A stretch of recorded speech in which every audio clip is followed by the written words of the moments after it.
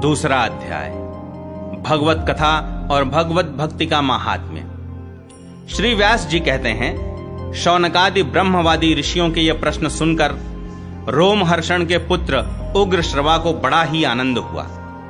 उन्होंने ऋषियों के इस मंगलमय प्रश्न का अभिनंदन करके कहना आरंभ किया।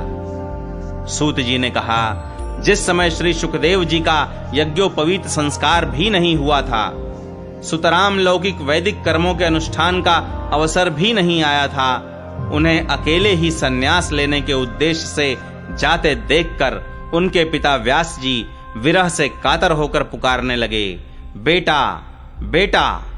उस समय तन्मय होने के कारण श्री सुखदेव जी की ओर से वृक्षों ने उत्तर दिया। ऐसे सबके हृदय में विराजमान श्री सुखदेव मुनि को मैं नमस्कार करता हूं। यह श्रीमद् भागवत अत्यंत गोपनीय रहस्यात्मक पुराण है। यह भगवत स्वरूप का अनुभव कराने वाला और समस्त वेदों का सार है। संसार में फंसे हुए जो लोग इस घोर अज्ञानांधकार से पार जाना चाहते हैं, उनके लिए आध्यात्मिक तत्वों को प्रकाशित कराने वाला यह एक अद्वितीय दीपक है। वास्तव में उन्हीं पर करुणा करके बड़े बड़े मुनियों के आचार्य श्री सुखदेव जी ने इसका वर्णन किया है।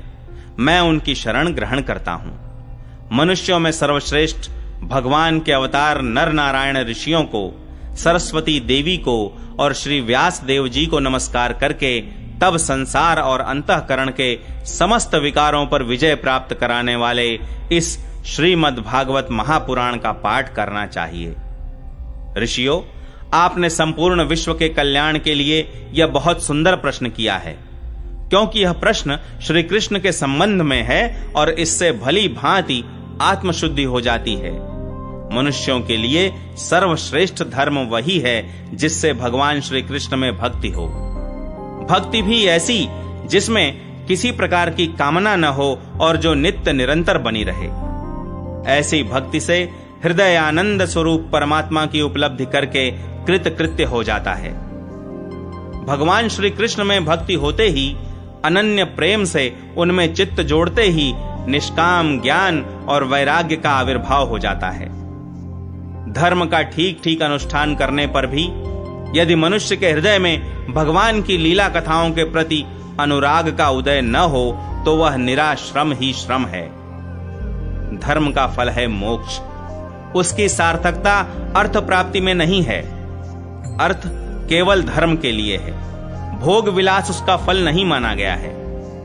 भोग विलास का फल इंद्रियों को तृप्त करना नहीं है। उसका प्रयोजन है केवल जीवन निर्वाह। जीवन का फल भी तत्व जिज्ञासा है। बहुत कर्म करके स्वर्ग आदि प्राप्त करना उसका फल नहीं है। तत्ववेत्ता लोग ज्ञाता और ज्ञेय के भेद से रहित अखंड अद्वितीय सच्चिदानंद स्वरूप ज्ञान को ही तत्व कहते हैं। उसी को कोई ब्रह्म, कोई परमात्मा और कोई भगवान के नाम से पुकारते हैं। श्रद्धालु मुनिजन भागवत श्रवण से प्राप्त ज्ञान वैराग्य युक्त भक्ति से अपने हृदय में उस परम तत्व रूप परमात्मा का अनुभव करते हैं। शौनकादि ऋषियों, यही कारण है कि अपने अपने वर्ण तथा आश्रम के अनुसार मनुष्य जो धर्म का अनुष्ठान करते हैं, उसकी पूर्ण सिद्धि इसी में है कि भगवान प्रसन्न हों। इसलिए एकाग्र मन से भक्त वत्सल भगवान का ही नित्य निरंतर श्रवण, कीर्तन, ध्यान और आराधन करना चाहिए। कर्मों की गांठ बड़ी कड़ी है। विचारवान पुरुष भगवान के चिंतन की तलवार से उस गांठ को काट डालते हैं। तब भला ऐसा कौन मनुष्य होगा जो भगवान की लीला कथा में प्रेम न करे। शौनकादि ऋषियों, पवित्र तीर्थों का सेवन करने से महत सेवा, तदनंतर श्रवण की इच्छा, फिर श्रद्धा, तत्पश्चात भगवत कथा में रुचि होती है। भगवान श्री कृष्ण के यश का श्रवण और कीर्तन दोनों पवित्र करने वाले हैं। वे अपनी कथा सुनने वालों के हृदय में आकर स्थित हो जाते हैं और उनकी अशुभ वासनाओं को नष्ट कर देते हैं, क्योंकि वे संतों के नित्य सुहृद हैं। जब श्रीमद् भागवत अथवा भगवत भक्तों के निरंतर सेवन से अशुभ वासनाएं नष्ट हो जाती हैं, तब पवित्र कीर्ति भगवान श्री कृष्ण के प्रति स्थायी प्रेम की प्राप्ति होती है। तब रजोगुण और तमोगुण के भाव काम और लोभ आदि शांत हो जाते हैं और चित्त इनसे रहित होकर सत्व गुण में स्थित एवं निर्मल हो जाता है। इस प्रकार भगवान की प्रेममयी भक्ति से जब संसार की समस्त आसक्तियां मिट जाती हैं, हृदय आनंद से भर जाता है, तब भगवान के तत्व का अनुभव अपने आप हो जाता है। हृदय में आत्मस्वरूप भगवान का साक्षात्कार होते ही हृदय की ग्रंथि टूट जाती है, सारे संदेह मिट जाते हैं और कर्म बंधन क्षीण हो जाता है। इसी से बुद्धिमान लोग नित्य निरंतर बड़े आनंद से भगवान श्री कृष्ण के प्रति प्रेम भक्ति करते हैं, जिससे आत्म प्रसाद की प्राप्ति होती है। प्रकृति के 3 गुण हैं, सत्व, रज और तम। इनको स्वीकार करके इस संसार की स्थिति, उत्पत्ति और प्रलय के लिए एक अद्वितीय परमात्मा ही विष्णु, ब्रह्मा और रुद्र ये 3 नाम ग्रहण करते हैं। फिर भी मनुष्यों का परम कल्याण तो सत्व गुण स्वीकार करने वाले श्री हरि से ही होता है। जैसे पृथ्वी के विकार, लकड़ी की अपेक्षा धुआं श्रेष्ठ है और उससे भी श्रेष्ठ है अग्नि, क्योंकि वेदोक्त यज्ञ यागादि के द्वारा अग्नि सद्गति देने वाला है, वैसे ही तमोगुण से रजोगुण श्रेष्ठ है और रजोगुण से भी सत्वगुण श्रेष्ठ है, क्योंकि वह भगवान का दर्शन कराने वाला है। प्राचीन युग में महात्मा लोग अपने कल्याण के लिए विशुद्ध सत्वमय भगवान विष्णु की ही आराधना किया करते थे।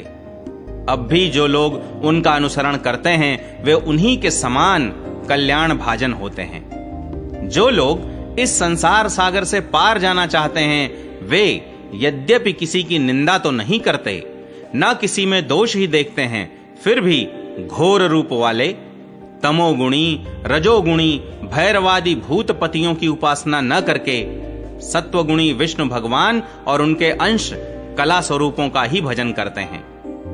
परंतु जिसका स्वभाव रजोगुणी अथवा तमोगुणी है, वे धन, ऐश्वर्य और संतान की कामना से भूत, पितर और प्रजापतियों की उपासना करते हैं, क्योंकि इन लोगों का स्वभाव उन भूतादि से मिलता जुलता होता है। वेदों का तात्पर्य श्री कृष्ण में ही है, यज्ञों के उद्देश्य श्री कृष्ण ही हैं, योग श्री कृष्ण के लिए ही किए जाते हैं और समस्त कर्मों की परिसमाप्ति भी श्री कृष्ण में ही है। ज्ञान से ब्रह्म स्वरूप श्री कृष्ण की ही प्राप्ति होती है। तपस्या श्री कृष्ण की प्रसन्नता के लिए ही की जाती है। श्री कृष्ण के लिए ही धर्मों का अनुष्ठान होता है और सब गतियां श्री कृष्ण में ही समा जाती हैं।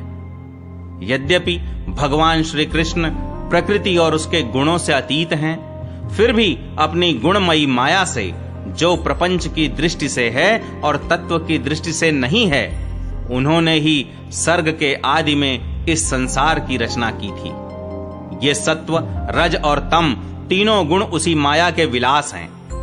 इनके भीतर रहकर भगवान इनसे युक्त सरीखे मालूम पड़ते हैं। वास्तव में तो वे परिपूर्ण विज्ञानानंद घन हैं। अग्नि तो वस्तुतः एक ही है, परंतु जब वह अनेक प्रकार की लकड़ियों में प्रकट होती है तब अनेक सी मालूम पड़ती है। वैसे ही सबके आत्मरूप भगवान तो एक ही हैं, परंतु प्राणियों की अनेकता से अनेक जैसे जान पड़ते हैं। भगवान ही सूक्ष्म भूत, तन्मात्रा, इंद्रिय तथा अंतःकरण आदि गुणों के विकार भूत भावों के द्वारा नाना प्रकार की योनियों का निर्माण करते हैं और उनमें भिन्न भिन्न जीवों के रूप में प्रवेश करके उन योनियों के अनुरूप विषयों का उपभोग करते कराते हैं। वे ही संपूर्ण लोकों की रचना करते हैं और देवता, पशु, पक्षी, मनुष्य आदि योनियों में लीलावतार ग्रहण करके सत्व गुण के द्वारा जीवों का पालन पोषण करते हैं।